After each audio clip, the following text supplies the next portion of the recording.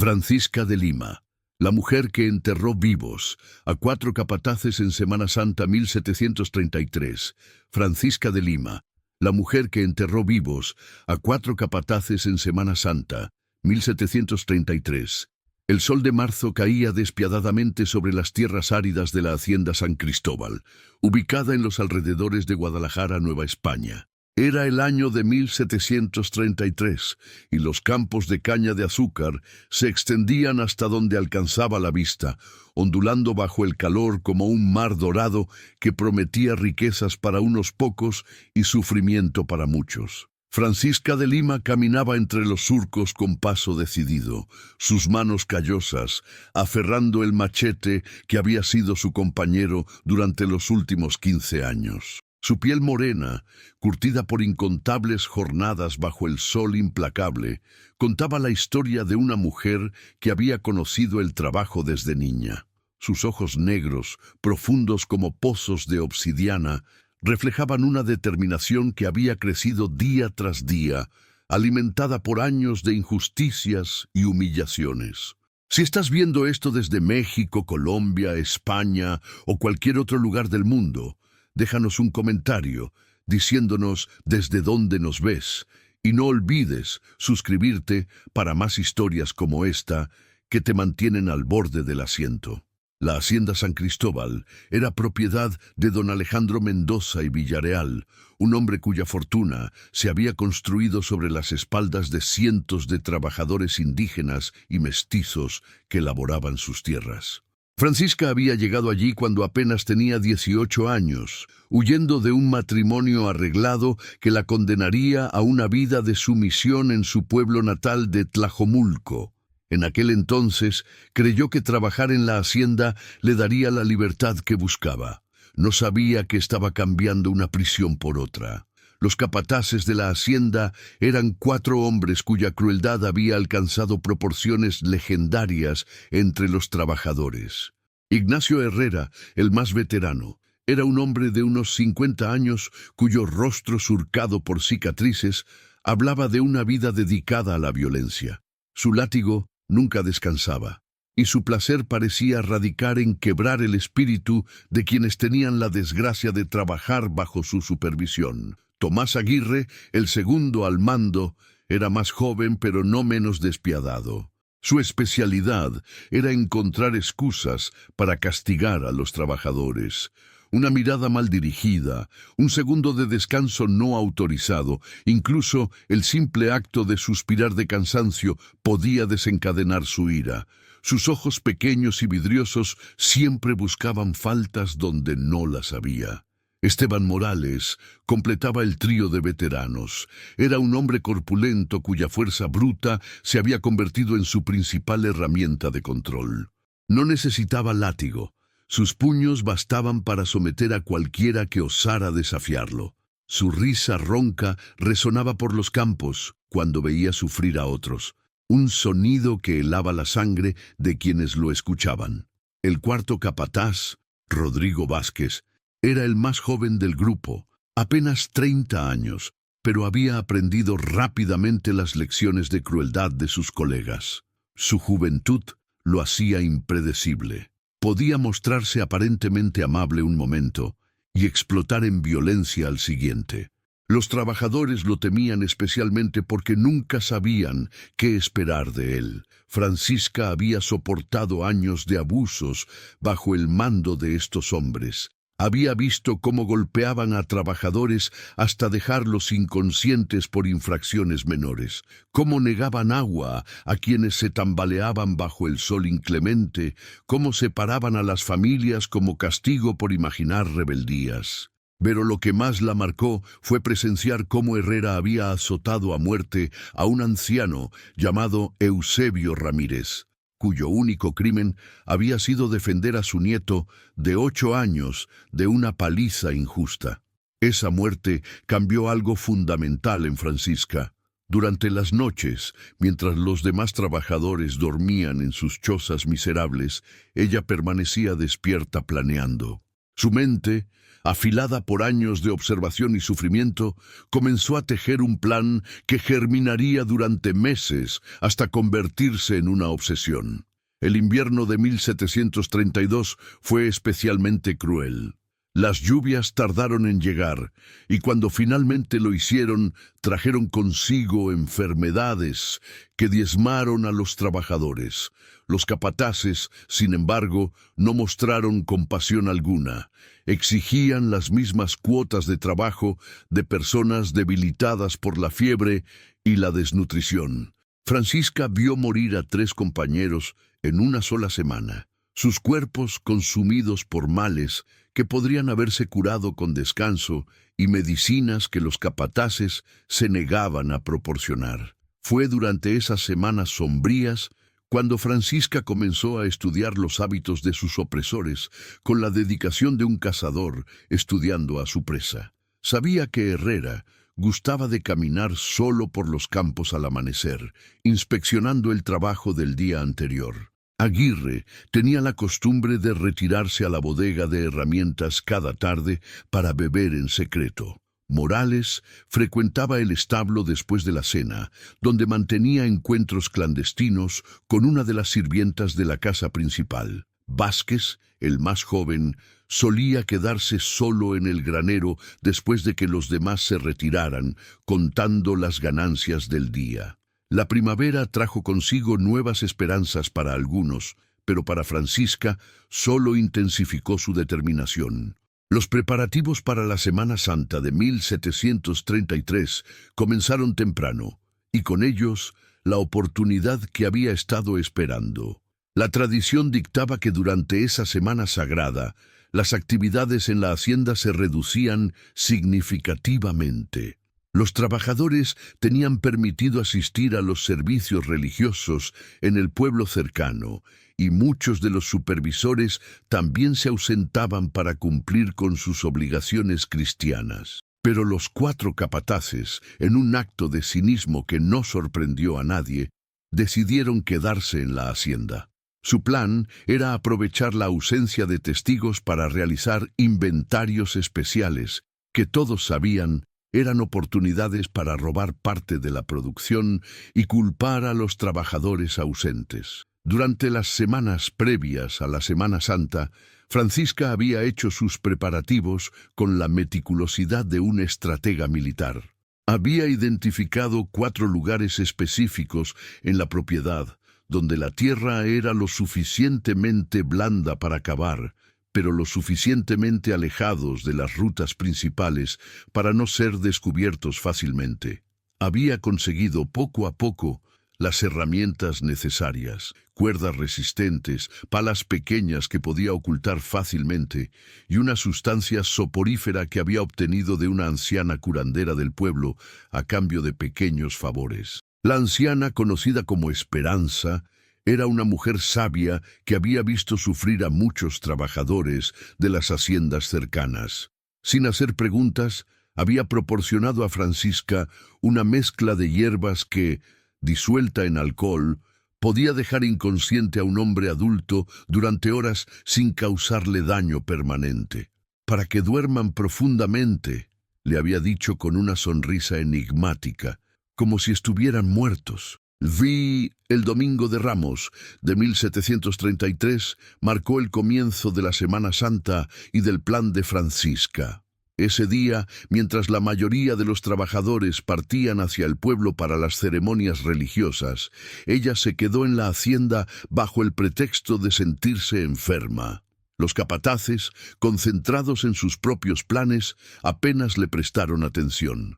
Era exactamente lo que había esperado. Durante ese primer día, Francisca se dedicó a hacer los reconocimientos finales. Verificó cada uno de los lugares que había seleccionado, asegurándose de que las condiciones fueran las adecuadas. El primer sitio estaba cerca del huerto de naranjos, donde la tierra permanecía húmeda gracias al sistema de riego. El segundo se encontraba junto al cementerio de animales de la hacienda, un lugar que nadie visitaba sin necesidad. El tercero estaba en un claro del bosquecillo que rodeaba la casa principal, oculto por la densa vegetación. El cuarto y último lugar se ubicaba cerca del río que bordeaba la propiedad, donde el sonido del agua corriente enmascararía cualquier ruido. Esa noche, mientras los capataces bebían y jugaban cartas en la casa de administración, Francisca comenzó la primera fase de su plan. Con movimientos silenciosos perfeccionados por años de trabajo furtivo, se dirigió hacia el cuarto de Rodrigo Vázquez, el capataz más joven. Sabía que él tenía la costumbre de dejar una botella de mezcal en su mesa, de la cual bebía antes de dormir. Con manos que no temblaron ni una sola vez, Francisca vertió la mezcla de hierbas soporíferas en el licor. La sustancia se disolvió completamente, sin dejar rastro de su presencia. Luego regresó a su choza y esperó. No tuvo que esperar mucho. Cerca de medianoche, escuchó los ronquidos profundos que indicaban que Vázquez había caído en el sueño artificial que ella había preparado. El joven capataz despertó horas después, pero no en su cama. Se encontraba en el fondo de un hoyo de aproximadamente 2 metros de profundidad, con las manos y pies atados con cuerdas resistentes. Su cabeza palpitaba por los efectos de la sustancia, y tardó varios minutos en darse cuenta completamente de su situación. Cuando finalmente lo hizo, su grito de sorpresa y terror rasgó el aire nocturno. ¡Socorro! ¡Ayuda! ¡Que alguien me ayude!, gritaba Vázquez, su voz quebrada por el pánico. Desde arriba, la silueta de Francisca se recortaba contra las estrellas. En sus manos sostenía una pala, y su rostro mostraba una calma que contrastaba dramáticamente con la desesperación del hombre en el hoyo. «Buenas noches, don Rodrigo», le dijo con una voz serena que helaba la sangre. «¿Cómo se siente estar indefenso por una vez en su vida?» Vázquez la miró con ojos desorbitados, su mente luchando por procesar lo que estaba ocurriendo. «Francisca, ¿qué significa esto? Sácame de aquí inmediatamente». «No creo que esté usted en posición de dar órdenes, don Rodrigo», respondió ella, comenzando a echar paladas de tierra en el hoyo. «Por años nos ha tratado como animales, como si nuestras vidas no valieran nada. Esta noche usted va a experimentar lo que es sentirse completamente indefenso». La tierra caía sobre Vázquez con un sonido sordo y definitivo. Al principio, sus gritos se intensificaron, llenos de incredulidad y terror. Prometía dinero, libertad, cualquier cosa que Francisca pudiera desear. Luego vinieron las súplicas, las lágrimas, las confesiones de arrepentimiento que sonaban huecas después de tantos años de crueldad. Pero Francisca continuó trabajando con la determinación de alguien que había encontrado finalmente su propósito. Cada palada de tierra representaba una injusticia sufrida. Cada puñado era por un compañero muerto. Cada movimiento era un acto de justicia largamente postergado. «Por favor», suplicaba Vázquez, su voz cada vez más débil mientras la tierra llegaba a su pecho. «Tengo familia, tengo hijos pequeños». «Eusebio Ramírez también tenía familia», respondió Francisca sin detenerse. «También tenía un nieto que lo amaba, pero eso no le importó cuando lo azotó hasta matarlo». Cuando el primer rayo de sol del lunes santo iluminó el huerto de naranjos, Rodrigo Vázquez había desaparecido para siempre bajo la tierra húmeda. En la superficie solo quedaba un montículo discreto que Francisca cubrió cuidadosamente con hojas y ramas caídas. A cualquier observador casual le parecería simplemente una acumulación natural de material orgánico. Francisca regresó a su choza antes de que los demás trabajadores comenzaran a despertar. Se lavó meticulosamente en el río cercano, eliminando cualquier rastro de tierra de su cuerpo y ropa. Cuando finalmente se acostó, durmió el sueño profundo y reparador de quien ha comenzado a saldar una deuda largamente pendiente. El lunes santo amaneció con un ambiente extrañamente tranquilo en la hacienda San Cristóbal. Los trabajadores que habían regresado de sus ceremonias religiosas notaron inmediatamente la ausencia de Rodrigo Vázquez, pero inicialmente nadie se atrevió a comentarlo abiertamente. Los otros 3 capataces parecían desconcertados por la desaparición de su colega más joven, pero asumieron que simplemente había decidido visitar el pueblo por asuntos personales. Ignacio Herrera, el más veterano de los capataces, mostró una irritación particular por la ausencia no autorizada de Vázquez. Ese muchacho irresponsable gruñía mientras supervisaba el trabajo en los campos de caña. Cuando regrese, vas a ver lo que es disciplina de verdad. Francisca escuchaba estos comentarios mientras trabajaba, manteniendo una expresión neutral que no revelaba nada de lo que sabía. Su comportamiento era exactamente el mismo de siempre, obediente, silenciosa, aparentemente resignada a su destino, pero por dentro sentía una satisfacción profunda que había estado ausente de su vida durante demasiado tiempo. Durante el almuerzo, cuando los trabajadores se reunían bajo la sombra escasa de un mezquite solitario, las conversaciones inevitablemente giraron hacia la desaparición del capataz más joven. Tal vez se fue con alguna mujer del pueblo, susurró María Concepción, una mujer de mediana edad que trabajaba en la casa principal. Siempre andaba presumiendo de sus conquistas. O quizás finalmente se hartó de este lugar maldito, añadió Pedro Sagunto, un hombre cuyas manos estaban permanentemente deformadas por años de trabajo manual. No sería el primero en desaparecer sin avisar. Francisca mantenía silencio durante estas especulaciones, pero escuchaba atentamente. Era importante saber qué pensaba la gente, cómo interpretaban los acontecimientos. Hasta ahora, todo marchaba según sus expectativas. Esa tarde, mientras el sol comenzaba su descenso hacia el horizonte, Francisca puso en marcha la segunda fase de su plan. Su objetivo ahora era Esteban Morales, el capataz corpulento conocido por su preferencia por resolver los conflictos con los puños. Como había previsto, Morales siguió su rutina habitual y se dirigió hacia el establo después de la cena para encontrarse con su amante clandestina. Carmen Delgado era una mujer joven que trabajaba como sirvienta en la casa principal. Su relación con Morales no era exactamente voluntaria. El capataz había usado su posición de poder para forzar su compliance, amenazándola con despedirla y dejar sin sustento a su madre anciana si no accedía a sus demandas. Carmen vivía en constante terror, pero no veía alternativa a su situación. Francisca sabía todo esto porque había observado los encuentros desde las sombras durante meses. Había visto las lágrimas silenciosas de Carmen. Había notado los moretones que la joven trataba de ocultar bajo su ropa. Había sido testigo del ciclo de abuso que se repetía una y otra vez. Esta noche, ese ciclo llegaría a su fin. Cuando Morales se dirigía hacia el establo, Francisca ya estaba esperándolo en las sombras. Había preparado una trampa simple pero efectiva.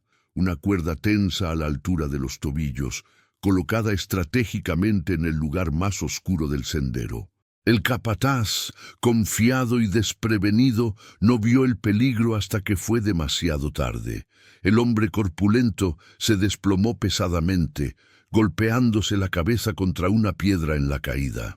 No perdió completamente la conciencia, pero quedó desorientado el tiempo suficiente para que Francisca pudiera actuar. Con movimientos rápidos y precisos, le ató las manos y los pies. Luego le colocó un trapo empapado en la misma sustancia soporífera en la boca y nariz. En cuestión de minutos, Esteban Morales estaba profundamente inconsciente. Francisca había subestimado ligeramente el peso del hombre, pero su determinación le proporcionó la fuerza necesaria para arrastrarlo hasta el claro del bosquecillo donde había preparado la segunda tumba.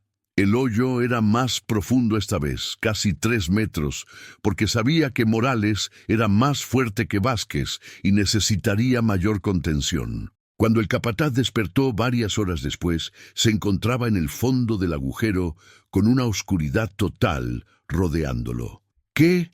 ¿Dónde estoy?», murmuró Morales, su voz ronca y confundida. La respuesta llegó desde arriba en forma de una lluvia de tierra. El hombre levantó la vista y pudo distinguir vagamente la silueta de Francisca contra el cielo estrellado. «Buenas noches, don Esteban», dijo ella con la misma serenidad que había mostrado con Vázquez. «Espero que se sienta cómodo en su nueva residencia». La comprensión llegó gradualmente a Morales, seguida de una explosión de furia que era característica en él. «Maldita India, te voy a destrozar cuando salga de aquí. Te voy a hacer pagar por esto». Sus amenazas resonaban en el hoyo mientras Francisca continuaba trabajando metódicamente. «No va a salir de ahí, don Esteban», le respondió con calma. «Y sus amenazas ya no me asustan. He vivido con miedo durante demasiados años». Morales intentó trepar por las paredes del hoyo, pero sus manos atadas y la tierra suelta hacían imposible cualquier escape. Su frustración se convertía en pánico a medida que más tierra caía sobre él. «Esto es asesinato. Vas a ir directo al infierno por esto», gritaba, su voz cada vez más desesperada. «Si es así», respondió Francisca sin detenerse, «al menos me llevaré a algunos demonios conmigo. Usted ha torturado a suficientes personas como para ganarse un lugar especial en ese infierno que menciona». A medida que la tierra llegaba a su cuello, Morales cambió las amenazas por súplicas. Prometía cambiar, prometía tratar mejor a los trabajadores, prometía compensar a las familias que había dañado. Pero sus palabras sonaban huecas después de tantos años de crueldad sistemática.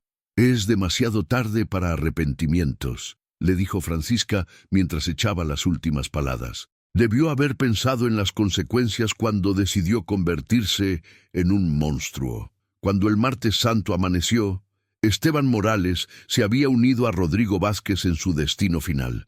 El claro del bosquecillo guardaba ahora un segundo secreto bajo sus árboles centenarios. La desaparición de 2 capataces en días consecutivos comenzó a generar inquietud real en la hacienda. Ignacio Herrera y Tomás Aguirre se mostraban cada vez más nerviosos, y sus métodos de supervisión se volvieron aún más brutales como compensación por la falta de personal. «Esto no es normal», murmuró Herrera mientras observaba los campos con expresión preocupada. «2 hombres no desaparecen así como así». Aguirre asentía, sus pequeños ojos vidriosos escaneando constantemente los alrededores, como si esperara encontrar alguna pista. «Tal vez deberíamos enviar un mensaje a don Alejandro», sugirió. «Él debería saber lo que está pasando aquí». Pero Herrera negó con la cabeza. «Todavía no. No hasta que sepamos más. Si resulta que simplemente se fueron por sus propios asuntos, don Alejandro va a culparnos por crear pánico innecesario». Los trabajadores, por su parte, comenzaban a notar el cambio de ambiente. Algunos expresaban preocupación genuina por los capataces desaparecidos, pero otros no podían ocultar completamente un alivio secreto. La carga de trabajo permanecía igual de pesada, pero la ausencia de Vázquez y Morales había reducido significativamente la frecuencia de castigos físicos arbitrarios. Francisca observaba todas estas reacciones con interés clínico.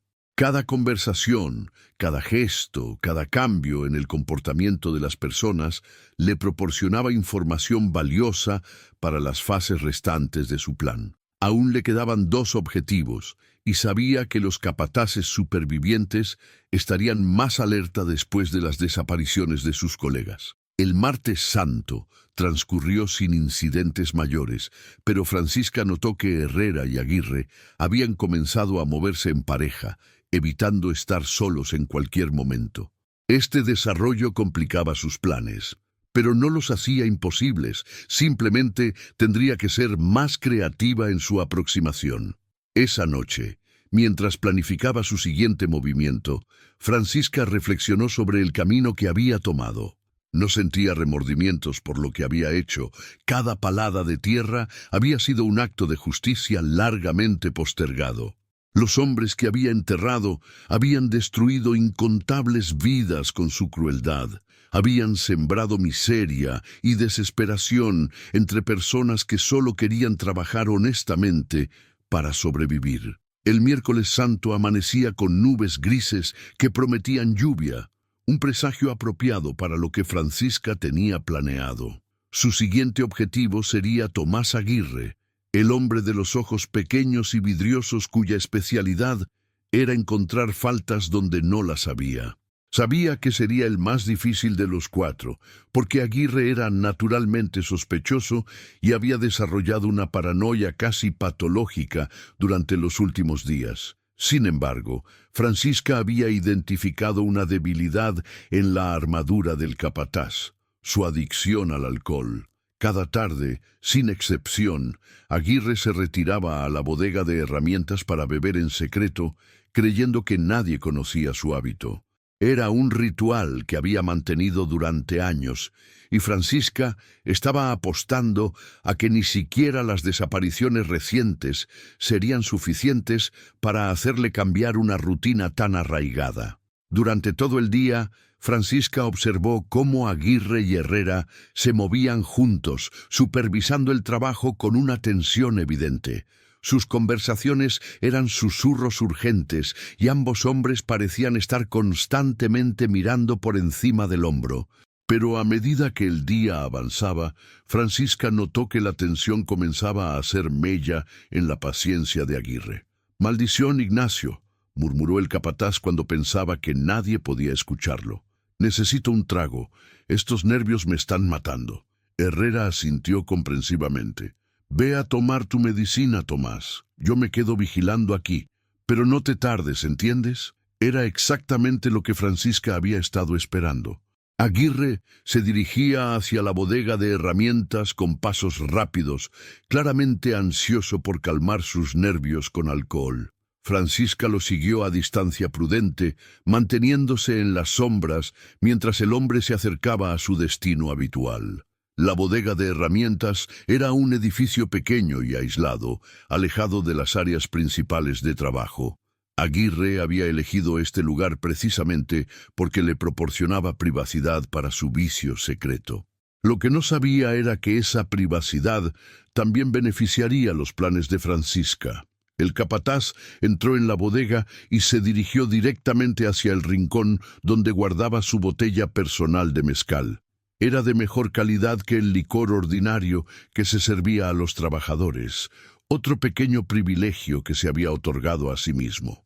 Con manos que temblaban ligeramente por la tensión acumulada, destapó la botella y se sirvió una generosa porción en un vaso de metal. No notó a Francisca hasta que ya era demasiado tarde. La mujer había entrado silenciosamente por la puerta trasera de la bodega, moviéndose con la sigilosidad de un felino cazando. En sus manos llevaba un martillo pesado, una herramienta que había tomado prestada de la misma bodega días antes. El golpe fue preciso y calculado, lo suficientemente fuerte para dejar inconsciente a Aguirre, pero no para matarlo inmediatamente. Francisca había aprendido a medir su fuerza durante los 2 enterramientos anteriores. Sabía exactamente cuánta violencia era necesaria para incapacitar a un hombre sin privarlo de la oportunidad de experimentar plenamente su destino final. Aguirre se desplomó sobre el suelo de tierra de la bodega, el vaso de mezcal estrellándose junto a él. Su respiración era laboriosa pero regular, indicando que sobreviviría lo suficiente para despertar en su nueva prisión subterránea. Transportar a Aguirre fue más fácil que mover a Morales, pero más complicado que Vázquez debido a la necesidad de mantener sigilo. Francisca utilizó una carretilla que había posicionado estratégicamente cerca de la bodega, cubriendo el cuerpo inconsciente con una lona para evitar miradas curiosas. Su destino era el cementerio de animales de la hacienda, un lugar que todos evitaban instintivamente y que proporcionaba la privacidad perfecta para su trabajo. El tercer hoyo estaba cavado más profundo que los anteriores, casi 4 metros, porque Francisca había decidido que Aguirre merecía una experiencia particularmente intensa. Este hombre había arruinado más vidas que cualquiera de los otros capataces con su obsesión por encontrar faltas imaginarias y castigar a trabajadores inocentes. Cuando Aguirre despertó, la oscuridad que lo rodeaba era absoluta. El dolor en su cabeza le recordaba vagamente lo que había pasado, pero su mente luchaba por procesar la realidad de su situación. Gradualmente, se dio cuenta de que estaba en el fondo de un hoyo profundo, con las manos y pies atados con cuerdas resistentes. «¡Ignacio! ¡Ignacio, ayúdame!», gritó con toda la fuerza que pudo reunir.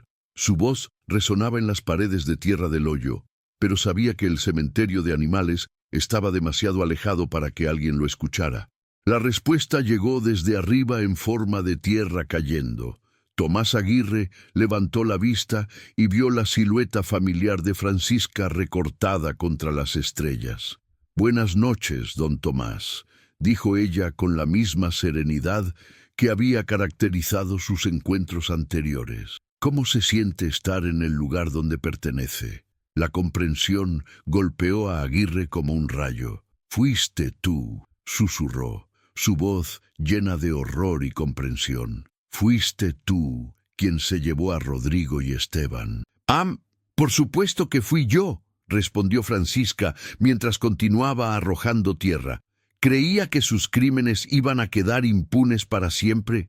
¿Pensaba que podía arruinar vidas sin consecuencias?».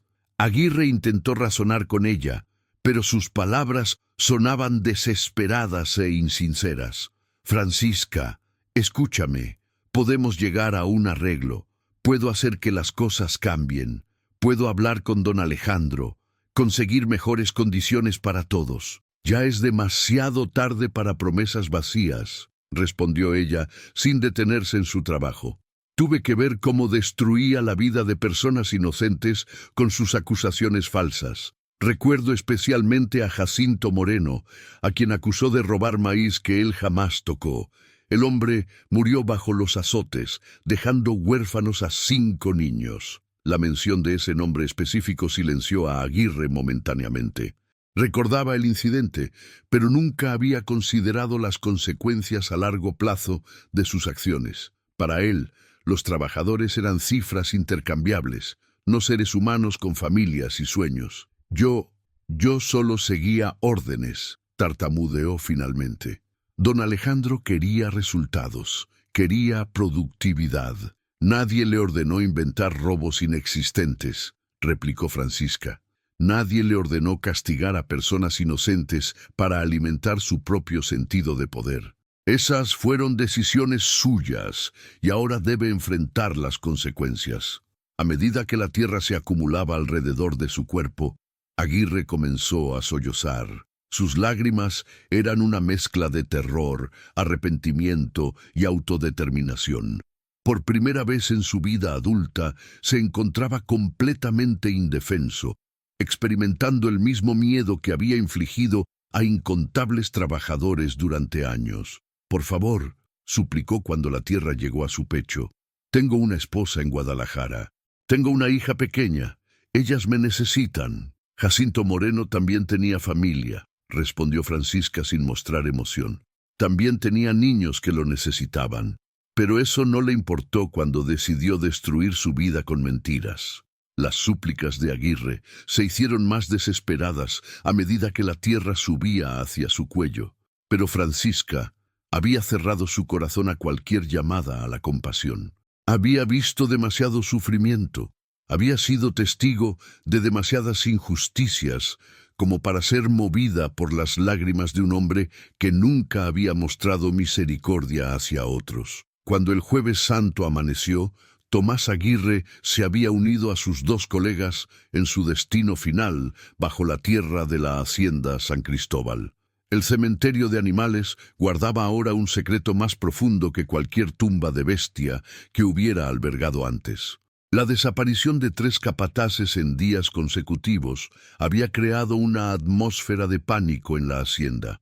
Los trabajadores susurraban teorías cada vez más elaboradas sobre lo que podría estar pasando, mientras que Ignacio Herrera, el único capataz superviviente, se había sumido en una paranoia casi total. Herrera no había dormido apropiadamente en días. Sus ojos inyectados en sangre escaneaban constantemente su entorno y había comenzado a portar un cuchillo en todo momento. Sabía que algo siniestro estaba ocurriendo, pero no podía identificar la fuente del peligro. La posibilidad de que una de las trabajadoras pudiera ser responsable nunca había cruzado su mente. Para él, las mujeres y los trabajadores indígenas eran seres inferiores, incapaces de planear algo tan elaborado. Debe ser una banda de forajidos, murmuraba para sí mismo mientras patrullaba nerviosamente la hacienda. Secuestradores que quieren dinero de rescate. Esa es la única explicación lógica. Pero en el fondo de su mente, una vocecita susurraba dudas. ¿Por qué no habían recibido demandas de rescate? ¿Por qué no había señales de lucha o violencia en los lugares donde sus colegas habían desaparecido? ¿Cómo era posible que 3 hombres fuertes y experimentados simplemente se desvanecieran sin dejar rastro? Francisca observaba el deterioro mental de Herrera con satisfacción fría. Este hombre había sido el arquitecto principal del sufrimiento en la hacienda, el mentor que había enseñado crueldad a los otros capataces. Su miedo actual era solo una pequeña muestra de todo el terror que había infligido a otros durante décadas. El Jueves Santo era tradicionalmente un día de reflexión y penitencia, y Francisca encontraba una ironía apropiada en el hecho de que sería el día en que Ignacio Herrera pagaría por sus pecados. Pero primero tenía que lidiar con la paranoia extrema del hombre. Herrera se había vuelto impredecible, moviéndose erráticamente por la hacienda y cambiando sus rutinas constantemente. Durante todo el día, Francisca estudió los movimientos de Herrera, buscando alguna oportunidad para actuar. El hombre parecía estar evitando deliberadamente cualquier situación donde pudiera quedar solo, manteniéndose siempre cerca de otros trabajadores o en áreas abiertas donde podría ver acercarse cualquier amenaza. Pero a medida que el día avanzaba, la tensión comenzó a hacer mella en la resistencia de Herrera. Sus movimientos se volvieron más erráticos, sus decisiones menos racionales. Era evidente que estaba al borde del colapso nervioso. La oportunidad llegó durante la tarde, cuando Herrera decidió inspeccionar personalmente el área donde Rodrigo Vázquez había sido visto por última vez. Su plan era buscar pistas que pudieran explicar las desapariciones, pero su enfoque irracional y desesperado lo llevó directamente hacia la trampa que Francisca había estado preparando durante horas. El huerto de Naranjos era un laberinto de árboles y arbustos donde era fácil perder el sentido de orientación. Francisca había estado preparando el terreno desde temprano en la mañana, creando un sendero sutil de pistas falsas que llevarían a Herrera exactamente donde ella quería que fuera. Cuando el capataz entró en el huerto, siguiendo lo que creía eran huellas de sus colegas desaparecidos, Francisca ya estaba en posición. Había pasado la mayor parte del día cavando el hoyo más profundo hasta ahora, casi 5 metros de profundidad, porque sabía que Herrera sería el más peligroso de sus objetivos aún después de ser capturado. La trampa que había preparado para Herrera era más elaborada que las anteriores. Había cavado varios hoyos más pequeños a lo largo del sendero, cubriéndolos cuidadosamente con ramas y hojas. No eran lo suficientemente profundos para causar daño serio, pero sí para desorientar y ralentizar a su presa. Herrera cayó en la primera trampa cuando estaba a punto de llegar al claro donde Francisca había preparado su emboscada final. Su pie derecho se hundió hasta la rodilla en un hoyo oculto, causándole un dolor agudo en el tobillo y haciéndole perder el equilibrio. ¡Maldición!, gritó mientras luchaba por liberarse, su paranoia transformándose en certeza de que estaba siendo atacado deliberadamente. Mientras Herrera forcejeaba con su pie atrapado, Francisca emergió silenciosamente de los arbustos que la habían ocultado. En sus manos llevaba un garrote improvisado, una rama gruesa y nudosa que había estado preparando durante días. El golpe fue certero y poderoso, conectando con la base del cráneo de Herrera y enviándolo inmediatamente a la inconsciencia. El hombre más experimentado y peligroso de los 4 capataces se desplomó como un árbol talado, su cuerpo inerte cayendo pesadamente sobre la tierra húmeda del huerto. Transportar a Herrera hasta su destino final junto al río requirió más esfuerzo que cualquiera de los intentos anteriores, pero Francisca había desarrollado una técnica eficiente durante las noches previas.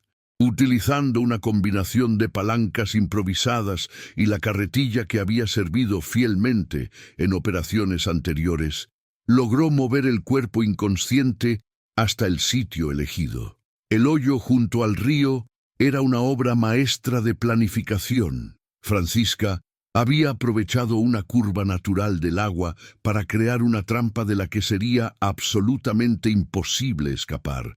Las paredes eran casi verticales, cavadas en tierra arcillosa que se volvía resbaladiza con la humedad. Y la profundidad era tal que ni siquiera un hombre de la estatura de Herrera podría alcanzar la superficie estirando los brazos completamente.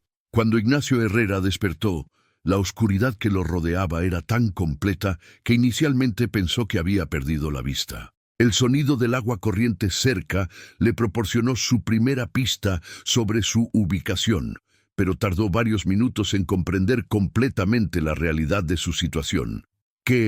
¿Dónde estoy?, murmuró, su voz resonando extrañamente en el espacio confinado. La respuesta llegó desde arriba en forma de una lluvia ligera de tierra.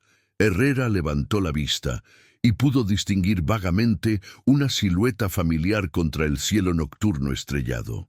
«Buenas noches, don Ignacio», dijo Francisca con una voz que era más fría que cualquiera que hubiera usado antes.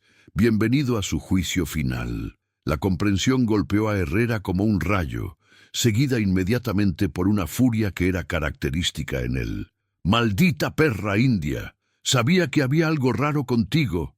Cuando salga de aquí, te voy a desollar viva». Sus amenazas resonaron en el hoyo mientras Francisca comenzó a arrojar tierra con movimientos lentos y deliberados. «No va a salir de ahí, don Ignacio», le respondió con una calma que contrastaba dramáticamente con la rabia del hombre enterrado.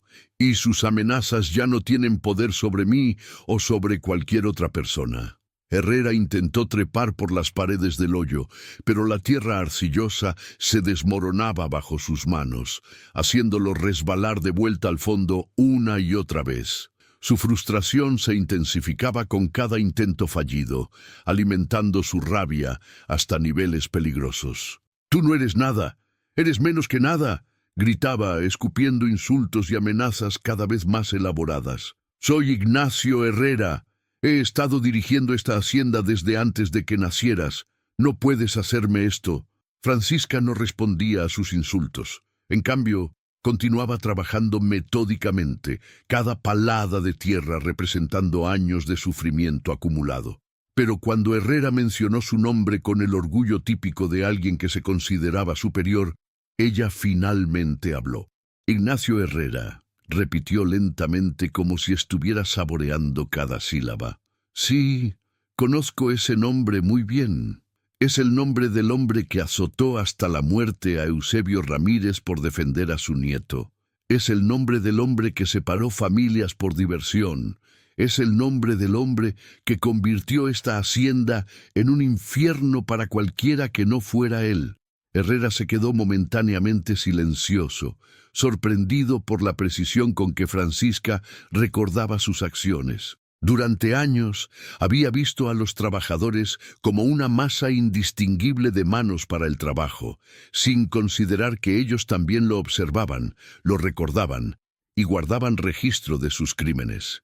Esos fueron asuntos de disciplina. murmuró finalmente, su voz perdiendo parte de su fuerza anterior. Yo solo mantenía el orden. Es lo que don Alejandro esperaba de mí. Nadie le pidió que disfrutara tanto del sufrimiento de otros, replicó Francisca. Nadie le ordenó reírse mientras torturaba a personas inocentes. Esa crueldad era suya, era su elección, y ahora debe enfrentar las consecuencias. A medida que la tierra se acumulaba alrededor de su cuerpo, Herrera comenzó a darse cuenta de que realmente no había escapatoria. Por primera vez en décadas se encontraba completamente indefenso, experimentando el mismo terror y desesperación que había infligido rutinariamente a otros. «Francisca», dijo con una voz que se había vuelto suplicante, «tú eres mejor que esto, eres mejor que nosotros, no tienes que convertirte en una asesina, aún puedes parar esto». «Ya soy mejor que ustedes», respondió ella sin detenerse en su trabajo, «pero también soy su juez y su ejecutora. He llevado esta carga durante demasiado tiempo y esta noche se termina». Herrera intentó una táctica diferente. «Piensa en tu alma, mujer. Piensa en lo que va a pasar cuando llegues ante Dios. ¿Crees que va a perdonar esto?» Francisca se detuvo momentáneamente, considerando la pregunta. «Si hay un Dios justo», dijo finalmente, «entenderá por qué fue necesario hacer esto, y si no lo hay, entonces nada de esto importa de todos modos». Las últimas horas de Ignacio Herrera fueron las más largas de su vida. A diferencia de sus colegas, que habían sucumbido relativamente rápido al peso de la tierra, Herrera luchó hasta el final, manteniendo una burbuja de aire que le permitió sobrevivir más tiempo del que Francisca había anticipado. Durante esas horas, el hombre experimentó una transformación gradual. La rabia inicial dio paso al miedo, el miedo a la desesperación, y la desesperación finalmente a algo parecido al remordimiento genuino. En sus momentos finales, Herrera vio su vida con una claridad terrible, reconociendo por primera vez el verdadero alcance del daño que había causado. «Lo siento», susurró finalmente, su voz apenas audible desde las profundidades de la tierra. «Lo siento por todo». Francisca escuchó estas palabras finales, pero no respondió. El arrepentimiento de muerte no podía deshacer décadas de crueldad, no podía devolver la vida a los muertos o reparar las familias destrozadas. Era demasiado poco, demasiado tarde. Cuando los primeros rayos del Viernes Santo iluminaron las aguas del río, Ignacio Herrera había pagado finalmente por sus crímenes. El sonido del agua corriente sobre su tumba improvisada proporcionaba un eulogy, apropiado para un hombre que había ahogado tantas esperanzas durante su vida. El Viernes Santo amaneció con un silencio inusual en la hacienda San Cristóbal. La ausencia completa de capataces había creado una situación sin precedentes. Por primera vez en décadas, los trabajadores se encontraban sin supervisión directa, sin la amenaza constante de castigos arbitrarios. Francisca caminaba entre sus compañeros trabajadores con el mismo comportamiento sereno de siempre, pero por dentro sentía una paz profunda que no había experimentado en años. La carga que había llevado durante tanto tiempo finalmente había sido levantada de sus hombros. Los 4 hombres que habían convertido la hacienda en un lugar de miseria habían pagado por sus crímenes con la misma moneda que habían usado para torturar a otros: el miedo, la indefensión y finalmente la muerte. Los trabajadores comenzaron a organizarse espontáneamente, dividiéndose las tareas de supervisión entre los más experimentados. Era notable ver cómo la eficiencia del trabajo no disminuía sin la presencia de los capataces. Si algo, parecía haber mejorado. Sin el miedo constante a castigos injustos, la gente trabajaba con más tranquilidad y cooperación. «Es extraño», comentó María Concepción mientras preparaba el almuerzo para el grupo. 4 hombres no desaparecen así como así. Debe haber una explicación. Pedro Sagunto, que había sufrido más que la mayoría bajo el régimen de los capataces, mostró una sabiduría pragmática. Tal vez sea mejor no hacer demasiadas preguntas, sugirió. A veces los misterios se resuelven solos y no siempre queremos saber las respuestas. Francisca escuchaba estas conversaciones sin participar, pero observaba cómo sus compañeros gradualmente se adaptaban a la nueva realidad. Veía esperanza en ojos que habían estado muertos durante años. Veía sonrisas en rostros que habían olvidado cómo mostrar alegría. Su trabajo había sido costoso en términos morales, pero los resultados eran innegables. Durante la tarde del Viernes Santo, un mensajero llegó a la hacienda con noticias que cambiarían todo. Don Alejandro Mendoza y Villarreal había muerto súbitamente en la Ciudad de México, víctima de una fiebre que había atacado repentinamente. Su muerte significaba que la hacienda San Cristóbal entraría en un período de incertidumbre legal mientras se resolvía la herencia. La noticia se extendió rápidamente entre los trabajadores, generando una mezcla de esperanza y ansiedad. Algunos veían la oportunidad de escapar finalmente de la hacienda y buscar mejores condiciones en otro lugar. Otros, especialmente los que habían pasado toda su vida adulta en San Cristóbal, se sentían aterrorizados por la perspectiva de cambio. Francisca recibió la noticia con una calma que sorprendió incluso a ella misma. La muerte del patrón parecía ser la conclusión perfecta de una semana que había cambiado todo. Era como si el universo hubiera decidido cerrar un capítulo completo de injusticia y abrir la puerta a nuevas posibilidades. El sábado de gloria llegó con una sensación de anticipación que era palpable en toda la hacienda. Los trabajadores que habían ido al pueblo para las ceremonias religiosas regresaron con noticias de que varios abogados habían llegado a Guadalajara para manejar los asuntos de la sucesión de don Alejandro. Aparentemente el hombre tenía deudas considerables que complicaban la herencia de sus propiedades.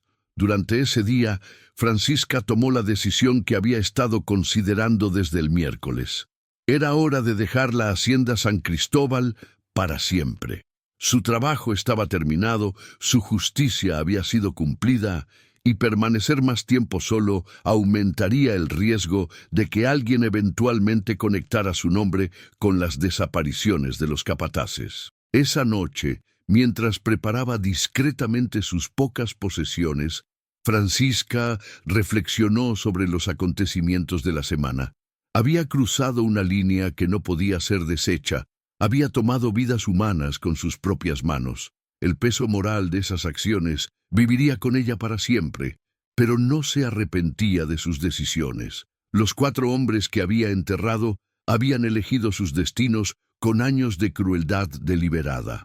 Habían sembrado sufrimiento como si fuera una cosecha, habían destruido vidas como si fueran plagas que eliminar. Su muerte no había sido placentera, pero tampoco había sido más terrible que las muertes que ellos habían causado, directa o indirectamente. El domingo de resurrección amaneció con una belleza que parecía simbólica. El cielo estaba despejado, los pájaros cantaban con particular intensidad, y por primera vez en años, la hacienda San Cristóbal despertaba sin la sombra de opresión que la había cubierto durante tanto tiempo. Francisca se levantó antes del alba y caminó una última vez por los campos donde había trabajado durante 15 años. Visitó discretamente cada uno de los lugares donde había enterrado a los capataces, asegurándose de que no hubiera evidencia visible de su trabajo. Los 4 montículos se habían asentado naturalmente y estaban cubiertos por vegetación que ya comenzaba a crecer sobre ellos. Cuando el sol salió completamente, Francisca ya estaba caminando por el sendero que llevaba lejos de la hacienda. Llevaba consigo solo una pequeña bolsa con sus posesiones más esenciales y el dinero que había ahorrado durante años de trabajo. Su destino era incierto, pero por primera vez en décadas caminaba hacia el futuro sin miedo. Detrás de ella, la hacienda San Cristóbal comenzaba un nuevo capítulo de su historia. Los trabajadores que permanecieron allí eventualmente formarían una cooperativa que administraría las tierras de manera más justa.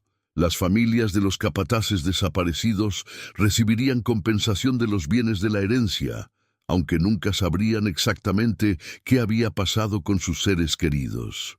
Años después, cuando viajeros ocasionales preguntaran sobre los 4 capataces que habían desaparecido durante la Semana Santa de 1733, los trabajadores de San Cristóbal simplemente encogían los hombros y sugerían que algunos misterios eran mejor dejados sin resolver. La historia se convirtió en una leyenda local, susurrada alrededor de fogatas nocturnas, como una advertencia para aquellos que pudieran considerar abusar de su poder sobre otros. Francisca de Lima nunca fue vista de nuevo en los alrededores de Guadalajara. Algunos decían que había viajado hacia el sur, estableciéndose en una pequeña comunidad donde nadie conocía su pasado. Otros creían que había cruzado hacia territorio indígena, donde podría vivir libre de las restricciones de la sociedad colonial. La verdad, como tantas cosas sobre su historia, permanecía envuelta en misterio. Lo que no era misterioso era el cambio que había traído a la hacienda San Cristóbal. Su acto de justicia brutal, pero efectiva, había eliminado un cáncer de crueldad que había infectado el lugar durante décadas. Los trabajadores que permanecieron allí construyeron una comunidad basada en cooperación mutua y respeto, un legado duradero que honraba la memoria de todos aquellos que habían sufrido bajo el régimen anterior. La historia de Francisca de Lima se convirtió en algo más que una leyenda local.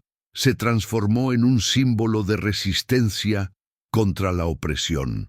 En una época donde los poderosos raramente enfrentaban consecuencias por sus acciones, una mujer sola había logrado hacer justicia con sus propias manos, demostrando que incluso los más débiles podían encontrar formas de luchar contra sus opresores cuando la desesperación se convertía en determinación.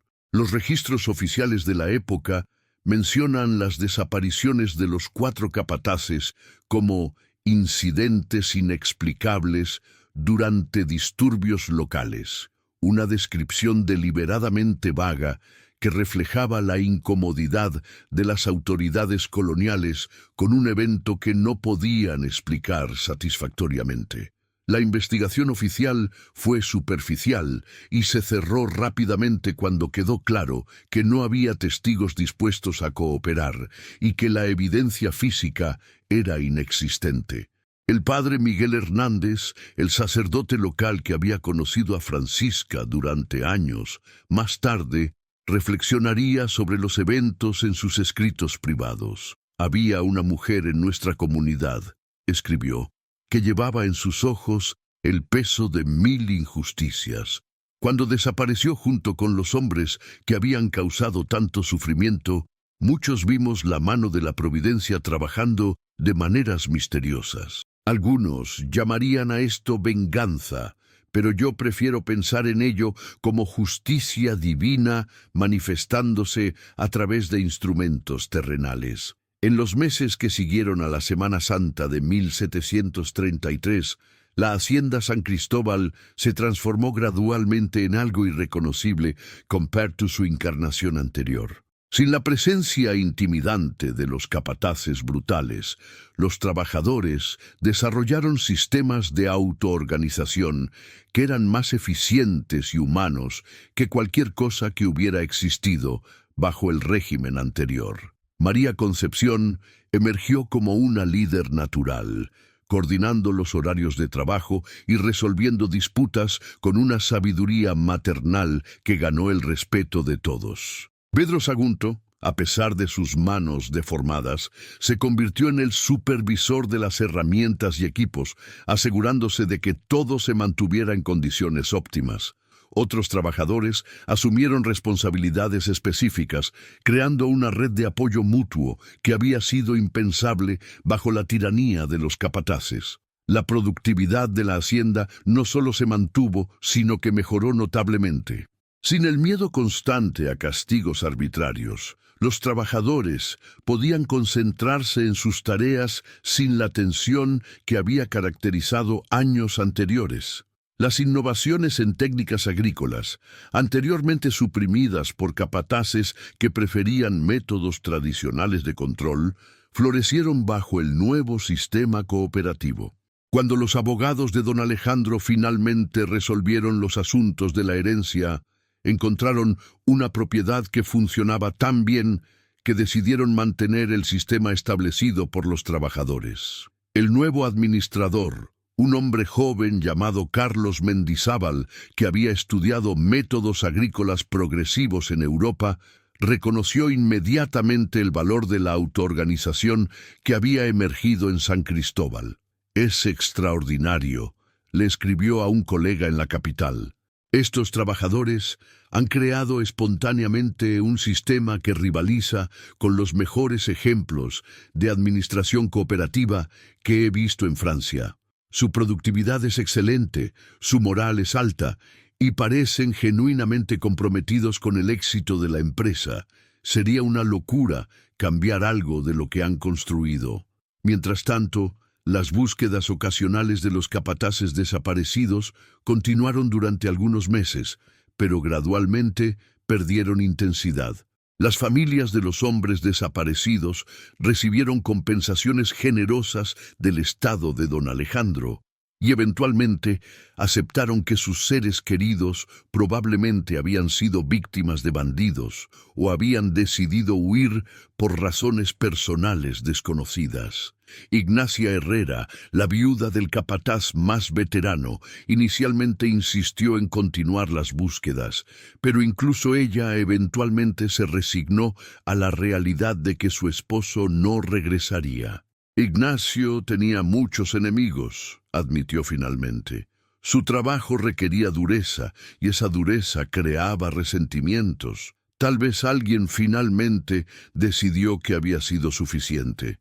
La ironía de su declaración no pasó desapercibida para aquellos que la conocían. Sin saberlo, había proporcionado la explicación más cercana a la verdad que cualquier investigación oficial había logrado.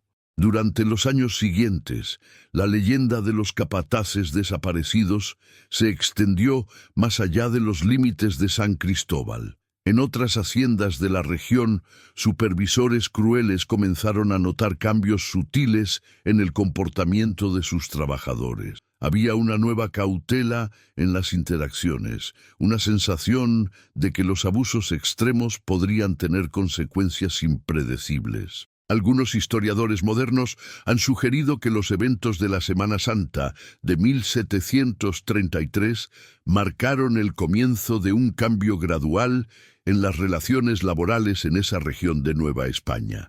Aunque los cambios sistemáticos tardarían décadas en materializarse completamente, las semillas de una conciencia diferente sobre los derechos de los trabajadores habían sido plantadas en el suelo sangriento de la Hacienda San Cristóbal.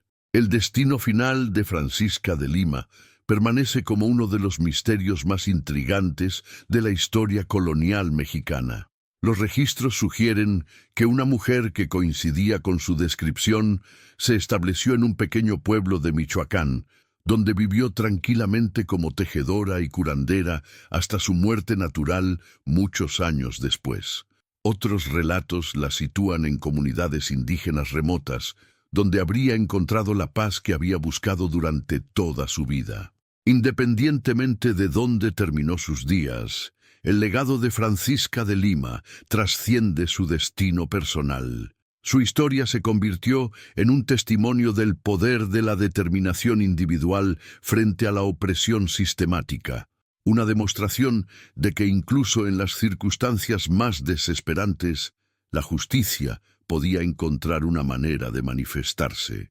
En las décadas que siguieron, cuando otros trabajadores, en situaciones similares, enfrentaban abusos aparentemente insuperables, algunos recordaban la historia de la mujer que había enterrado vivos a 4 capataces durante la Semana Santa. La historia les recordaba que los poderosos no eran invencibles, que la crueldad extrema podía eventualmente encontrar su respuesta en formas inesperadas. El 21 de abril de 1733, exactamente un mes después de que Ignacio Herrera fuera enterrado junto al río, un viajero solitario llegó a la hacienda San Cristóbal preguntando por trabajo. Era una mujer de mediana edad, con ojos que habían visto mucho sufrimiento, pero su comportamiento era sereno y sus modales impecables. Se presentó como Teresa Aguado, refugiada de conflictos en regiones más al norte.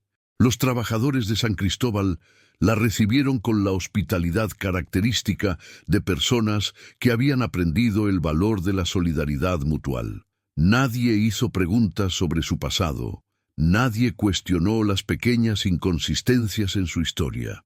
En una comunidad que había experimentado recientemente sus propios misterios inexplicables, la privacidad personal era respetada como un derecho fundamental. Teresa Aguado se integró rápidamente en la vida de la hacienda, demostrando habilidades excepcionales en el tejido y conocimientos profundos sobre plantas medicinales. Sus remedios herbales aliviaban dolencias que habían plagado a los trabajadores durante años, y su presencia tranquila tenía un efecto calmante en toda la comunidad. Años más tarde, cuando Teresa Aguado murió pacíficamente en su sueño a la edad de 75 años, los trabajadores de San Cristóbal organizaron un funeral que fue recordado como uno de los más emotivos en la historia de la hacienda. Toda la comunidad participó, honrando a una mujer que había llegado como extraña, pero había vivido entre ellos como familia. Entre sus pocas posesiones encontraron un diario escrito en una caligrafía cuidadosa. Las primeras páginas contenían recetas de medicinas herbales y observaciones sobre técnicas agrícolas, pero las páginas finales contenían algo diferente, una confesión detallada de eventos que habían ocurrido durante la Semana Santa de 1733 en esa misma hacienda. El diario revelaba que Teresa Aguado había sido en realidad Francisca de Lima y que había regresado a San Cristóbal después de años de vagar por México. En sus propias palabras, explicaba que había necesitado volver para ver los frutos de su trabajo, para asegurarse de que el sacrificio había valido la pena. Regresé como una mujer diferente, escribía, con un nombre diferente y una vida diferente, pero con la misma alma que había exigido justicia tantos años atrás. Lo que encontré aquí me llenó de una paz que había estado buscando durante décadas. Los campos donde una vez reinó la crueldad ahora florecen con cooperación. Las voces que una vez se alzaban en terror ahora se alzan en canción. Los niños que una vez temblaban ante la mención de los capataces ahora corren libres por estos mismos senderos. El diario continuaba. Sé que lo que hice fue terrible en muchos sentidos. Quité vidas humanas, negué a esos hombres la oportunidad de arrepentirse y cambiar. Pero también sé que habían tenido años, décadas, para elegir un camino diferente. Cada día que decidieron continuar con su crueldad fue un día en que eligieron su destino final. Las páginas finales del diario contenían reflexiones sobre la naturaleza de la justicia y el precio del cambio social. Francisca había llegado a creer que su acción, aunque moralmente compleja, había sido necesaria para quebrar un ciclo de abuso que de otra manera habría continuado indefinidamente. No le pido a Dios que me perdone, escribía en sus líneas finales, porque no estoy segura de que lo que hice esté mal, pero le pido que entienda por qué fue necesario y que juzgue mis acciones en el contexto del sufrimiento que detuvieron. Si hay un infierno esperándome, lo acepto con la tranquilidad de saber que estos campos ya no son un infierno para otros. Cuando los líderes de la comunidad encontraron el diario, se enfrentaron a una decisión difícil. La confesión de Teresa Francisca podría reabrir investigaciones que habían estado cerradas durante años. Podría traer atención no deseada de las autoridades coloniales. Podría desestabilizar la paz que la comunidad había construido tan cuidadosamente. Después de largas deliberaciones, decidieron quemar el diario en una ceremonia privada, asegurando que los secretos de Francisca de Lima murieran con ella. Pero antes de destruir el documento, varios miembros de la comunidad memorizaron pasajes clave, preservando la esencia de la historia para las generaciones futuras. La historia de Francisca de Lima, la mujer que enterró vivos a 4 capataces durante la Semana Santa de 1733. Así se convirtió en parte del folclore oral de la región. Transmitida de generación en generación, la historia evolucionó y se adaptó a diferentes contextos, pero su mensaje central permaneció constante. La justicia encontrará su camino, incluso cuando las instituciones formales fallen en proporcionarla. En los siglos que siguieron, México experimentaría revoluciones, reformas y transformaciones sociales que eventualmente eliminarían los sistemas de explotación laboral que habían caracterizado la época colonial.